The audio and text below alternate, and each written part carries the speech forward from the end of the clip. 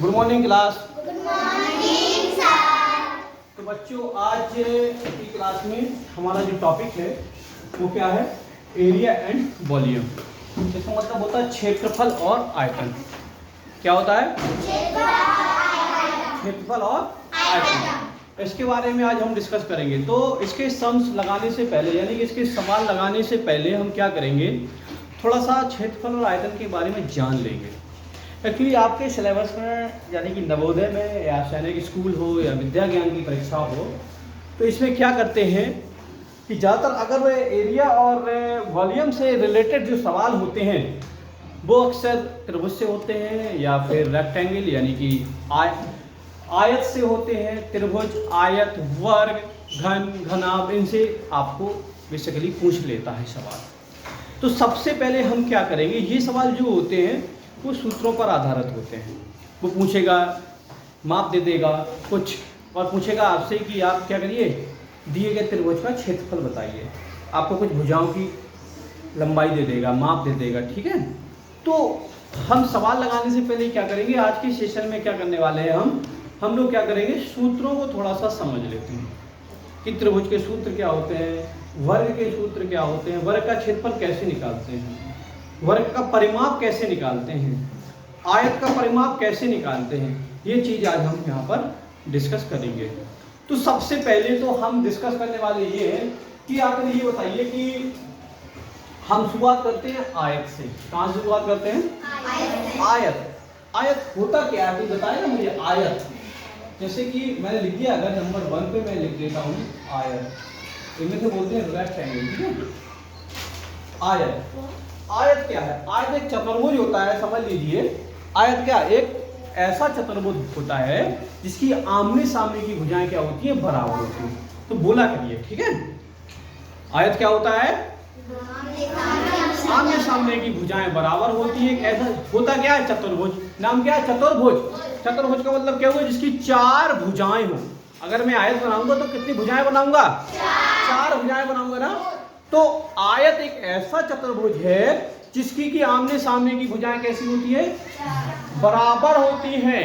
और क्या करते हैं वो आपस में? 90 अंश का कोण बनाती हैं। ध्यान रखना, कितने का कोण बनाती हैं? 90 अंश। बराबर बराबर प्रत्येक जो होती है वो क्या करती है? आपका 90 अंश का कोण बनाती है। जैसे कि अगर मैंने आपको बनाया, ऐसे किया और एक ऐसी ड्रॉ लाइन कर दी, मैंने एक ऐसी लाइन ड्रॉ करी, तो और ऐसे करके जब मैंने लिख दिया और इसका नाम दे दिया क्या मैंने, ए बी सी डी। बात समझ में आ गई थी? तो देखो ये भुजा किसके बराबर हो जाएगी? इसके बराबर, यानी कि ए डी बराबर हो जाएगी आपके बी सी के। और ये वाली भुजा किसके बराबर हो जाएगी? इसके, यानी कि ए बी बराबर हो जाएगी सी डी के। तो आयत में क्या होता है? आयत एक ऐसा चतुर्भुज होता है, समझिए 4 भुजाएं तो है, देखो 1 2 3 और 4। हम बिल्कुल एकदम बेसिक से पढ़ रहे हैं, ठीक है। तो आज सिर्फ कॉन्सेप्ट और फॉर्मूले ही हम कवर करने वाले हैं, और उसके बाद जब आप इसको लर्न कर लेंगे तो कल की क्लास में आपको हम क्या करेंगे, इससे रिलेटेड सम्स यानी कि सवाल हम आपको सॉल्व कराएंगे, ताकि हम क्या करें, आसानी से सवालों को समझ सकें, ठीक है। तो सबसे पहले क्या करना है, हमें समझना कि चतुर्भुज में क्या होता है? 4 भुजाओं वाला। वर्ग भी क्या है? एक चतुर्भुज है, क्योंकि वर्ग भी तो 4 भुजाएं होती हैं। लेकिन थोड़ा सा प्रॉपर्टी में अंतर आ जाता है कि इसकी आमने सामने की भुजाएं बराबर होती हैं। इसके सामने ये है तो ये बराबर, देखो AD बराबर BC के। इसके सामने ये है तो ये बराबर AB बराबर CD के। देखो यहाँ भी 90 का कोण बनेगा, यहाँ भी 90 का कोण बनेगा, यहाँ भी 90 का कोण बनेगा और यहाँ भी 90 का कोण बनेगा। तो अगर आपसे कोई आयत की परिभाषा पूछता है तो आप क्या बताएंगे कि आयत एक ऐसा चतुर्भुज होता है जिसकी आमने सामने की भुजाएं बराबर होती हैं और प्रत्येक भुजा क्या करती है? आपस में 90 अंश का कोण बनाती है। बना रही है 90 अंश का कोण। तो ये चीजें आपको सिंपल चीज, भाई चित्र सही समझ में आ गया, परिभाषा याद करने की आवश्यकता नहीं पड़ी, याद होगी ना सभी को। तो आयत क्या होता है? एक ऐसा चतुर्भुज होता है जिसकी आमने सामने की भुजाएं बराबर होती हैं और प्रत्येक भुजा आपस में क्या करती हैं? 90 अंश का कोण बनाती है। अच्छा, अब आयत आप लोग समझ गए। तो आयत से संबंधित आपको क्या करना है? डस्टर कहाँ गया बेटा? आयत से संबंधित कुछ फॉर्मूले होंगे जो आपको करना पड़ेगा, ठीक है। तो देखिए जरा, तो सबसे पहले तो क्या करेगा वो, आपको आयत की क्या पूछेगा, आपसे क्षेत्रफल पूछेगा, आयत का क्षेत्रफल। देखो जरा,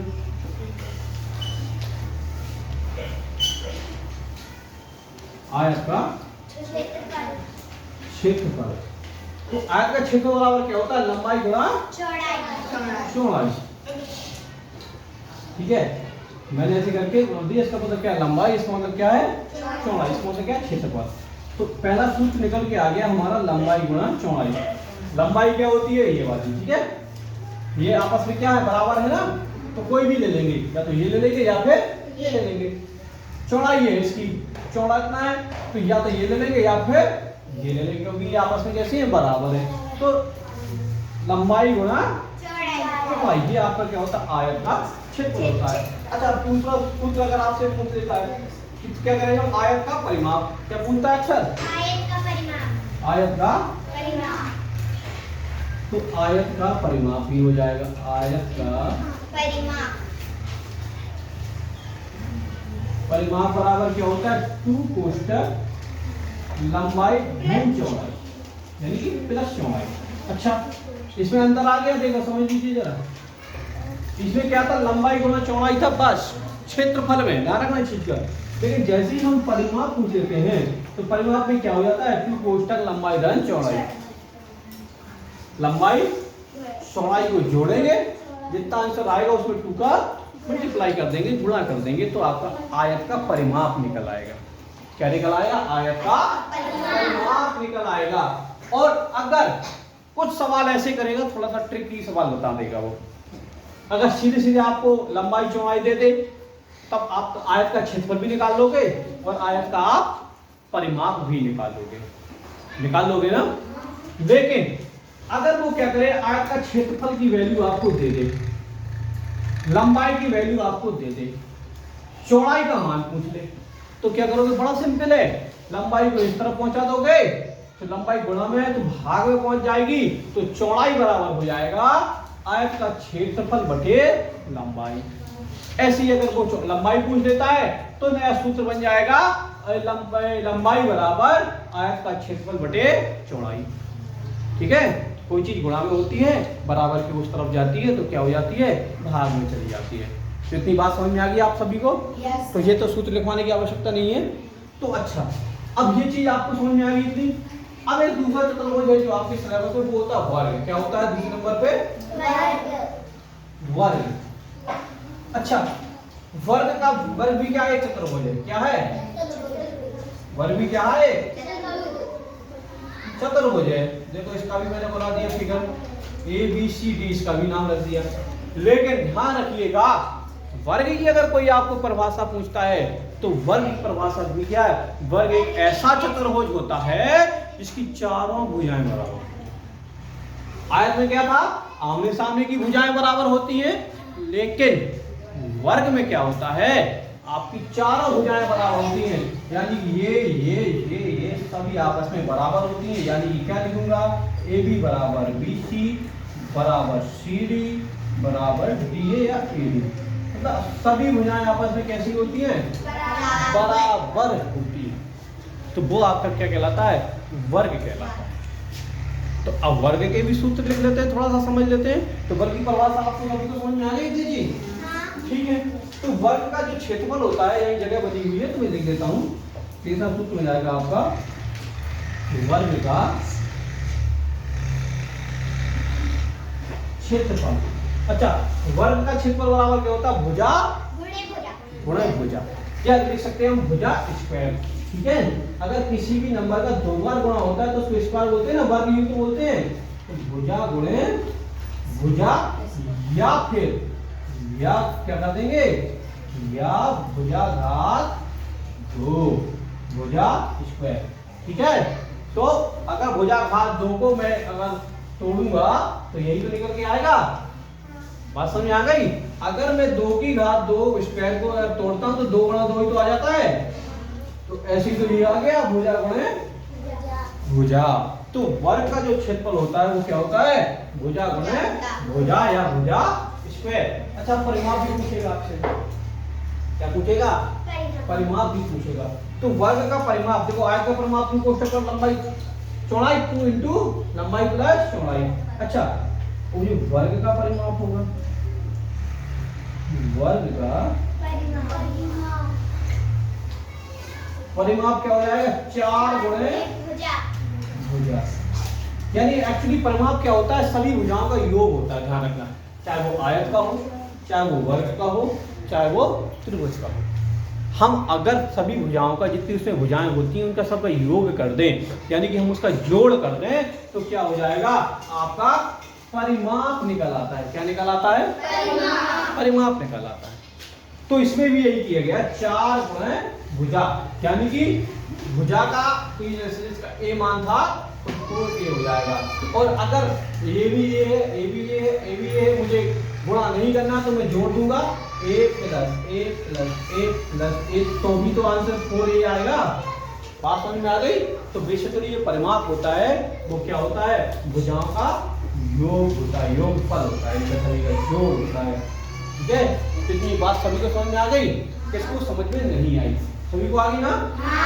ठीक है, तो फिर अच्छा, ये चीज समझ में आ गई। और एक चीज और होती है, अगर आपसे पूछे क्षेत्रफल अगर आपको दे दिया, थोड़ा सा इसको भी समझ लेते हैं क्षेत्रफल में। जैसे मैंने इसमें समझाया था कि अगर वो आयत का क्षेत्रफल दे दे, लंबाई दे दे, चौड़ाई अगर आपको निकालने को बोल दे सवाल में, तो क्या करेंगे? तो हम क्या करते थे? लंबाई को इससे अपॉन में ले आते थे। अगर जैसे ये कर दे, आपको समझो जरा, वर्ग का क्षेत्रफल आपको दे दिया और भुजा आपसे पूछ ली, तो ये भुजा घात दो, मैंने बताया ना मैंने, ये तो ये घात इस तरफ जाएगी तो क्या ये अंडर रूट बना देगी ना, वर्गमूल बना देगी। तो वर्ग की जो भुजा बराबर होती है, वर्ग की अगर क्षेत्रफल दिया है तब वर्ग की भुजा बराबर क्या हो जाएगा? अंडर रूट क्षेत्रफल। क्या जाएगा? अंडर रूट क्षेत्रफल। यानी कि क्षेत्रफल का वर्गमूल अगर मैं निकाल दूंगा तो क्या आ जाएगा आपके पास? उसकी भुजा निकल के आ जाएगी। ठीक है, एक चीज और होती है इसमें एक चीज और, इसका विकर्ण। विकर्ण क्या होता है? जो तिरछा होता है ना, ऐसे ऐसे जोड़ते हैं, क्या होते हैं? वो विकर्ण कहलाते हैं। क्या कहलाते हैं? विकर्ण। तो कभी कभी सवालों में आपसे पूछेगा, मैं एक आध सवाल देख रहा हूँ इस एक्सरसाइज में, तो इसमें विकर्ण पूछे गए हैं। तो विकर्ण बराबर क्या होता है? वर्ग का विकर्ण। वर्ग का विकर्ण। तो वर्ग का विकर्ण बराबर एक सूत्र हो जाएगा आपका, लिखते जाइएगा। वर्ग का विकर्ण बराबर होता है आपका अंडर रूट 2 गुणा भुजा। अंडर रूट 2 गुणा, ये आपका वर्ग का विकर्ण होता है। ये सूत्र होता है वर्ग का विकर्ण बराबर अंडर रूट 2a, यानी कि अंडर रूट 2 गुणा भुजा। भुजा मतलब ये मैंने क्यों बोला? क्योंकि जैसे सपोज दैट हमने मान लिया कि भुजा की जो लंबाई है a है, अगर 4-5 होगी तो मैं भुजा की जगह 4-5 सेंटीमीटर या मीटर जिसमें भी इस सवाल में दिया होगा तो उसमें हम रखेंगे ना। तो अगर जैसे समझ लीजिए विकर्ण का मान दे दिया और भुजा उसने पूछ ली, तो क्या करेंगे? अंडर रूट 2 को मैं नीचे ले आऊंगा, तो भुजा बराबर क्या हो जाएगा? विकर्ण बटे अंडर रूट 2। कितनी बात समझ में आ गई? तो सभी को समझ में आ गया ना? इमेज करता हूं, अब हम कौन सी? ट्रायंगल यानी कि त्रिभुज। ठीक है, तो हम पढ़ते हैं त्रिभुज। तो ये कुछ सूत्र हैं जो आपको याद करने हैं और समझने हैं। तो कॉन्सेप्ट अगर समझ लोगे ना तो बड़ी सिंपल है, कुछ इसमें टफ नहीं है। तो सवाल बहुत ही स्मूथली हम जल्दी सॉल्व कर पाएंगे और आपको हमेशा क्या रहेगी? वो याद रहेगी। तो अब हम आते हैं त्रिभुज में। त्रिभुज में बहुत सारे सवाल आपके आते हैं। अच्छा, त्रिभुज क्या होता है बताइए जरा मुझे। त्रिभुज क्या है? 3 भुजाओं से घिरी हुई आकृति। क्या होती है? 3 भुजाओं से। वर्ग क्या होता है? 4 भुजाओं से, तभी तो उसे चतुर्भुज बोलते हैं।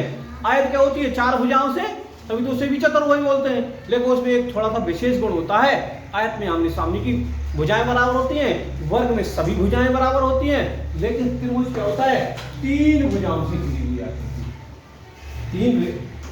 3 भुजाओं से या रेखाओं से, भुजाओं से घिरी हुई मार्ग कर दिया होता है तो 3 भुजाओं से घिरी हुई आकृति क्या कहलाती है?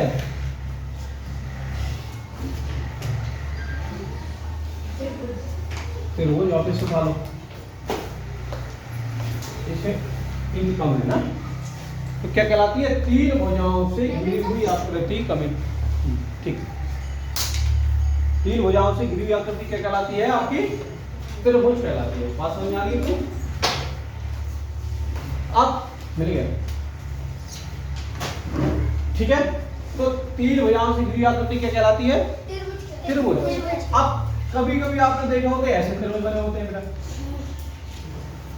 कभी आपने देखे होंगे ऐसे त्रिभुज बने होते हैं, कभी आपने देखे होंगे आपके ऐसे त्रिभुज बने होते हैं, ठीक है। तो ध्यान रखना है कि ऐसे क्यों बने होते हैं, जिसके नाम अलग अलग होते हैं। ध्यान रखना,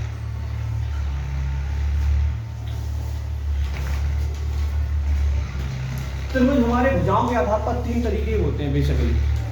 समबाहु त्रिभुज, समद्विबाहु त्रिभुज और विषमबाहु त्रिभुज। समद्विबाहु त्रिभुज क्या होता है? जिसकी 2 भुजाएं बराबर होती हैं। समद्विबाहु, बाहु मीन्स भुजा, सम मीन्स समान और द्वि मीन्स 2।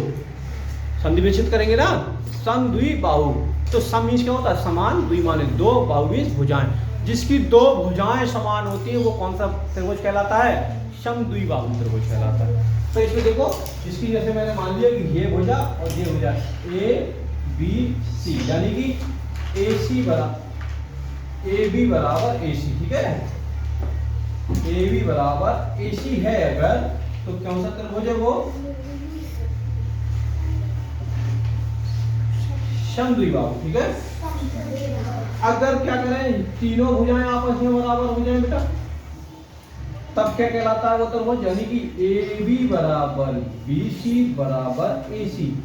जब ऐसी स्थिति आ जाती है तो वो कौन सा त्रिभुज कहलाता है? समबाहु त्रिभुज, ठीक है। अच्छा, जब क्या होता है कि एक भी भुजा बराबर नहीं होती है, जब कोई भी भुजा बराबर नहीं होती है, यानी कि AB not is equal to BC not is equal to AC, यानी कि कोई भी भुजा आपस में बराबर नहीं है, तब कौन सा त्रिभुज कहलाता है? वो विषमबाहु, ठीक है। तो वो कौन सा त्रिभुज कहलाता है आपका? विषमबाहु त्रिभुज कहलाता है। 3 भुजाओं से ये भी घेरा है, 3 भुजाओं से ये भी घेरा है, 3 भुजाओं से ये भी घेरा है, लेकिन गुणों के आधार पर इनका नाम अलग अलग हमने कर दिया। त्रिभुज ये भी है बेटा, त्रिभुज ये भी है और त्रिभुज ये भी है, लेकिन इसका नाम क्या है? समद्विबाहु है, क्योंकि इसकी 2 भुजाएं आपस में कैसी हैं? बराबर है। ये वाली भुजा और ये वाली भुजा आपस में क्या है? बराबर है, इसलिए इसका नाम क्या हो गया? समद्विबाहु। इसकी तीनों आपस में भुजाएं ये आपस में बराबर है, तो इसका त्रिभुज का नाम क्या हो गया? समबाहु त्रिभुज हो गया। अच्छा, इसमें क्या एक भी भुजा बराबर नहीं है? कोई भी भुजा बराबर आपस में नहीं है, तब कौन सा त्रिभुज का नाम कर दिया हमने? विषमबाहु। तो समबाहु, समद्विबाहु और आप विषमबाहु त्रिभुजों के बारे में जान लिया आपने। अब इनके सूत्रों के बारे में हम समझ लेते हैं, तो मैं वो नोट कराता हूँ आपको, ठीक है। समझ गया ना इतनी चीज? ओके, समझिएगा जरा।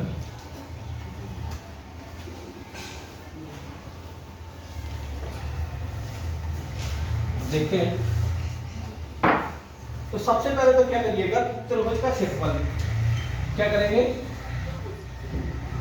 त्रिभुज का परिमाप देख लेते हैं, ठीक है। त्रिभुज का परिमाप, मैंने बताया था परिमाप जब भी आया तो भुजाओं का योग ही होता है। क्या होता है? योग। योग मीन्स जोड़, चाहे वो आयत का पूछ ले, वर्ग का पूछ ले, तो योग ही होता है, ठीक है। वर्ग में भी क्या किया उसने? तो 4 गुणा भुजा किया था, मतलब भुजा प्लस भुजा प्लस भुजा प्लस भुजा। आयत में भी क्या किया था उसने? 2 कोष्टक लंबाई धन चौड़ाई कोष्टक बनी, ये तो किया था। तो उसमें भी चारों भुजाओं का क्या था? योग ही था। इसमें भी क्या हो जाएगा? तीनों भुजाओं का योग हो जाता है, यानी कि क्या हो जाता है आपका? A + B + C। अच्छा, एक चीज और हमें बतानी थी, जैसे कि कोई त्रिभुज है ऐसे, ठीक है, तो आपको क्या ये कर्ण कहलाता है, क्या कहलाता है आपका कर्ण। ये त्रिभुज में क्या कहलाता है, लंब। तो ये कहलाता है आपका आधार इस थीटा के अनुसार। ये क्या 90 का होता है, ये समकोण त्रिभुज है। ठीक है, तो कोणों के आधार पर भी त्रिभुज क्या होते हैं, समकोण त्रिभुज, न्यून कोण त्रिभुज, अधिक कोण त्रिभुज है। तो आपको समझ में आ गया ना जी। तो मैं थोड़ा सा समकोण त्रिभुज के बारे में भी चर्चा करेंगे अभी, लेकिन अभी हम क्या चर्चा कर रहे हैं, थोड़ा समबाहु, समद्विबाहु और विषमबाहु। तो क्या हो जाएगा, भुजाओं का योग। क्या होता है, तीनों भुजाओं का योग, या फिर लिख सकता हूं मैं लंब प्लस आधार प्लस कर्ण। ठीक है, तो ये बात कितनी समझ में आ गई। तो त्रिभुज का जो परिमाप होता है वो क्या होता है, तीनों भुजाओं का योग। ये बात इतनी चीज क्लियर होगी सभी को।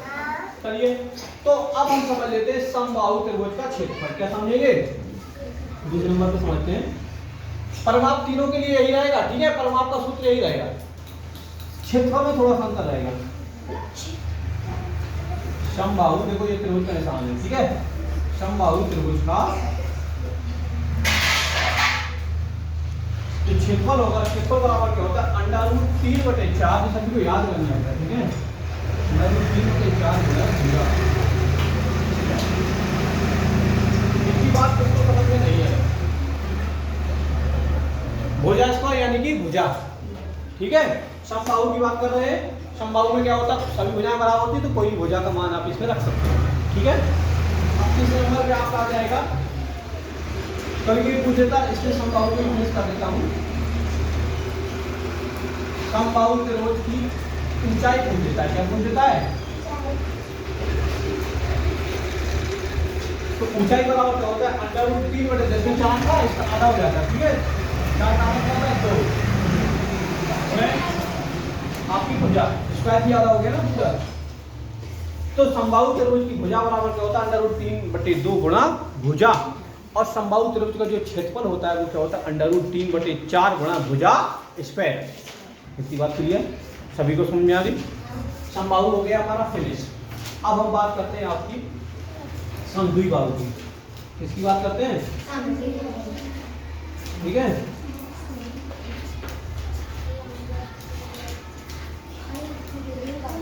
समद्विबाहु का क्या मतलब होता है, बताइए।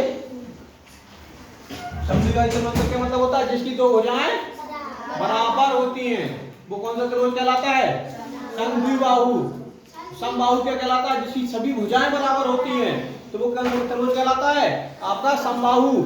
और विषमबाहु क्या होता है, जिसमें कोई भुजा बराबर नहीं होती है।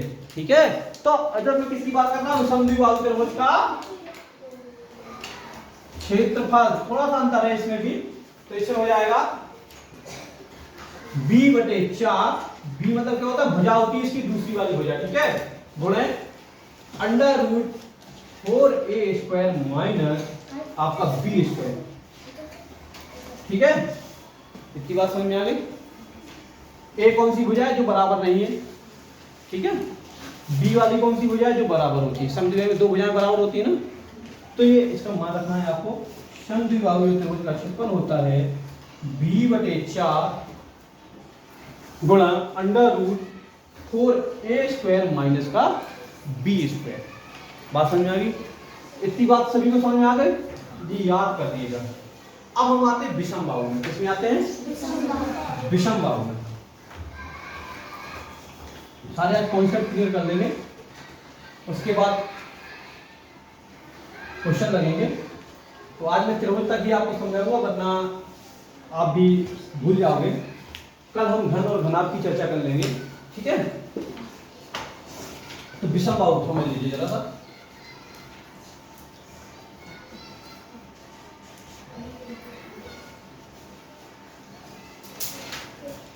विषमबाहु त्रिभुज का क्षेत्रफल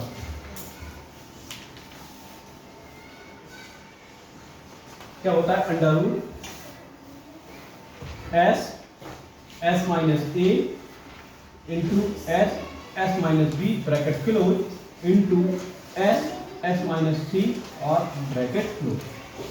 जहां पर S बराबर क्या होता है, जहां पर एस बराबर होता है ए प्लस बी प्लस सी बटे 2। अच्छा इसको समझा गौर से, बच्चे बहुत गलती करते हैं इसमें। एस क्या है, समझ लो अर्ध परिमाप है। परिमाप मैंने त्रिभुज को पढ़ाया था, तो उनको जो परिमाप मैंने बताया था त्रिभुज का,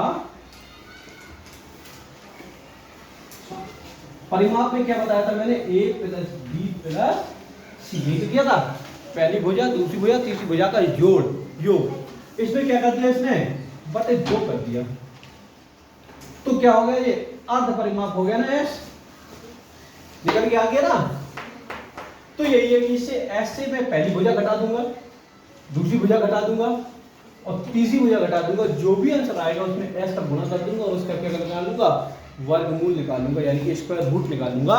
तो क्या आ जाएगा आपका विषमबाहु त्रिभुज का क्षेत्रफल निकल आएगा।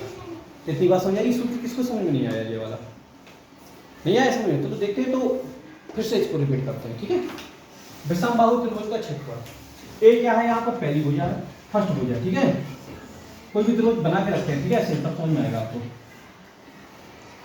ये भुजा एक विषमबाहु त्रिभुज हो गया, ठीक है। इसका मान ए है, इसका मान बी है, इसका मान सी है। एस निकालेंगे सबसे पहले, तो क्या निकालेंगे, एस। तो एस निकालने का फॉर्मूला चाहिए, तो एस बराबर क्या हो जाएगा, ए प्लस बी प्लस सी बटे 2। अगर इसका मान जैसे इसे मान लेते इधर 6 होता, इधर 4 होता, इधर 2 होता, तब एस बराबर कितना आता, आ जाता 2 प्लस 6 प्लस 4 बटे 2। इसको जोड़ेंगे जरा, कितना 6 2 8 4 12 बटे 2, काटेंगे तो कितना आ जाएगा 6 आ गया ना। तो एस का मान निकालेंगे, तो हम एस का मान निकालेंगे तो बड़ी आसानी से विषमबाहु त्रिभुज का जो क्षेत्रफल है under root S, S minus A, S minus B, S minus C, इसे रखूंगा तो आ जाएगा कि नहीं आ जाएगा, ऐसे करूंगा अंडर रूट एस का मान कितना है 6, तो 6 माइनस ए का मान कितना था 2 था, देखो जरा 2 इंटू एस, बी का मान कितना था 6, एस का मान भी 6 आया था, ठीक है। जैसे पूरा 0 हो जाना, क्योंकि इसमें इंटू में 0 आ गया ना। तो ये एक एग्जांपल है समझाने के लिए आपको कर रहा हूं, ठीक है। एस, एस माइनस 4, ये चीज है। इसको सॉल्व करेंगे, अंडर रूट 6, 6 में से 2 जाएंगे तो कितने जाएंगे गुणा करके 4, 6 में से जाएगा 0, 6 में से 4 जाएगा 2, तो ये सारा मान 0 ही आ जाएगा। ये थोड़ा सा मैंने ऐसे ही समझाया आपको, एक समझाने की तरह, क्योंकि आपको ये समझ में नहीं आया था कि ये एस क्या है, तो समझ में आ गया। बाकी ऐसे इसमें इक्वेशन में नहीं होगा कि 0 आ जाए, क्योंकि इस चीज का क्षेत्रफल 0 तो होगा नहीं अगर त्रिभुज है, तो वो कुछ ना कुछ तो एरिया घेरेगा ना वो, ठीक है। तो ये एक एग्जांपल था ऐसा ही, ठीक है। तो अब समझ आ गया एस क्या है, ठीक है। तो विषमबाहु त्रिभुज का क्षेत्रफल होता है, बोलिएगा under root S, S minus A, S minus B, S minus C, ये ब्रैकेट में थ्रो, यानी कि ये मल्टीप्लिकेशन में है, यानी कि ये गुणा है, अंदर इनका गुणा करते हैं घटाने के बाद। बात समझ आ गई इतनी। तो विषमबाहु त्रिभुज का क्षेत्रफल निकल आएगा, हमने समबाहु पढ़ लिया। अच्छा समकोण त्रिभुज और इसमें बता देते हैं, क्योंकि सवाल में समकोण त्रिभुज बहुत आता है। तो समकोण त्रिभुज का जो क्षेत्रफल होता है, समकोण जानते हो जिसका एक कोण क्या हो 90 अंश का हो, ठीक है। समकोण त्रिभुज का क्षेत्रफल बराबर कहता है 1/2 लंब गुणे आधार। तो ये होता है आपका लंब और आधार मैंने बताया था ना। अगर समकोण होता है ये ऐसे त्रिभुज, तो ये लंब हो गया, ये आधार हो गया, तो इसका त्रिभुज क्या हो जाएगा, क्षेत्रफल क्या हो जाएगा, समकोण त्रिभुज, क्योंकि ये 90 अंश का है ना, तो क्या हो जाएगा 1/2 गुणा लंब गुणे आधार। ये समकोण त्रिभुज का क्षेत्रफल होता है। तो इसके विषय में और अच्छे चर्चा करेंगे, ठीक है। नमस्ते। तो इसको आपको समझ में आ गई ये चीज, पूरी तरीके से समझ में आ गई। तो इसमें क्या है, हमने त्रिभुज पढ़ लिया, आयत पढ़ लिया, वर्ग पढ़ लिया, समकोण त्रिभुज और पढ़ लेते हैं। उसके बाद हम क्या करते हैं, क्लास को फिनिश करते हैं। समझ रहा हूं मैं।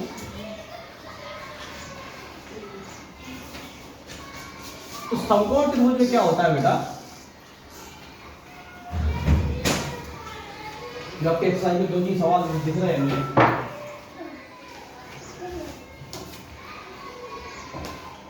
जैसे ए बी सी, इसका कोण कितने का है, ये 90 अंश का है।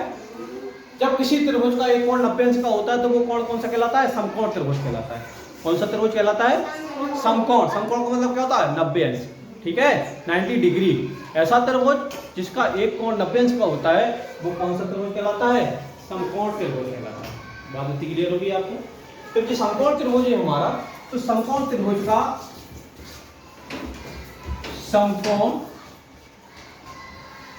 का जो क्षेत्रफल होगा वो क्या होगा आपका? 1/2 लंब गुणन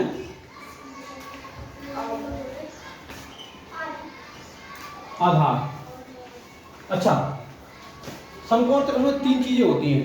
जो सबसे बड़ी भुजा होती है उसका क्या नाम होता है? कर्ण। क्या नाम होता है? कर्ण। ये समझ लीजिए, बहुत सवाल आते हैं पाइथागोरस प्रमेय बहुत पूछेगा आपसे, तो उसमें ये लगेंगे आपको। नीचे वाली भुजा का क्या नाम होता है? आधार। जिसमें ये टीका आधार क्या होता है? जो नीचे होता है ना आधार। इस वाली भुजा जो खड़ी होती है वो क्या कहलाती है? लंब। अगर त्रिभुज ऐसा है तो इतनी बात क्लियर होगी। त्रिभुज का क्षेत्रफल तो पूछेगा ही पूछेगा।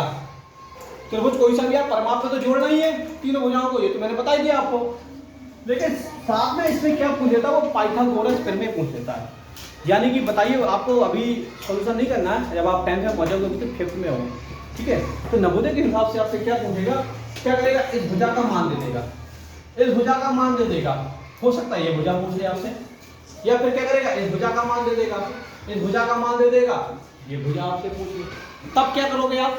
तो सूत्र होता है, ये भुजा सबसे बड़ी होती है ना, तो क्या होता है देखिए जरा,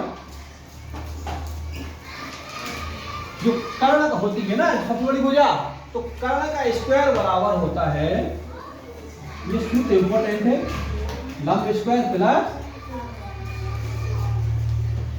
आधार स्क्वायर। कर्ण स्क्वायर बराबर होता है लंब का स्क्वायर प्लस आधार का स्क्वायर। इतनी बात समझ में आ गई? तो ये सूत्र स्क्वायर इसका होता है वर्ग निकालना, ठीक है। अगर मुझे कर्ण दे दिया, लंब निकालना है, आधार दे दिया, तो क्या करूंगा? ऐसे कर दूंगा, तो लंब स्क्वायर बराबर हो जाएगा, जैसे मैंने उसको बताया था आपको, लंब स्क्वायर बराबर हो जाएगा कर्ण का स्क्वायर माइनस ये आधार इस तरफ आ जाएगा तो माइनस आ जाएगा ना, तो आधार का स्क्वायर। ऐसे ही अगर मुझे आधार का स्क्वायर निकालना है तब क्या करूंगा मैं? कर्ण का स्क्वायर माइनस लंब का स्क्वायर, ठीक है। तो ये सूत्र है, सारे सूत्र हमने पढ़ लिए। इसके बाद क्या करेंगे? हम समझेंगे और याद करेंगे। क्या समझ में नहीं आया आप मुझसे दोबारा पूछ लीजिएगा, ठीक है।